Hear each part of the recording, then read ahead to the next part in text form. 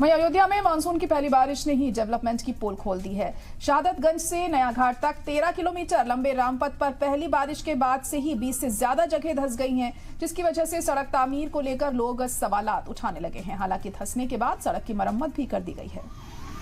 तो तस्वीरें आप देख सकते हैं किस तरीके से यहाँ पर थोड़ी सी बारिश के बाद सड़क धंस गई है। हालांकि मरम्मत जरूर यहाँ पर की जा रही है, लेकिन लोग सवाल उठा रहे हैं कि आखिर पहली बारिश में ही, इतनी कम बारिश में ही सड़क धंस गई है, तो जाहिर तौर पर जो भी यहाँ काम किया गया होगा वो सही मानकों पर नहीं किया गया होगा। तो तस्वीरें देखकर आप अंदाजा लगा सकते हैं कि क्या कुछ हालात यहाँ पर बने हुए हैं।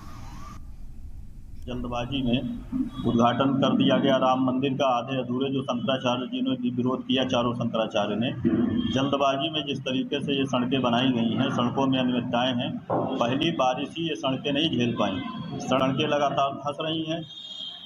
आए दिन उस पर दुर्घटना, अभी 2-3 दिन पहले एक लोग गिरे, उसी गड्ढे में उनका हाथ पैर टूट गया। तो आए दिन इस तरीके की घटनाएं घट रही हैं।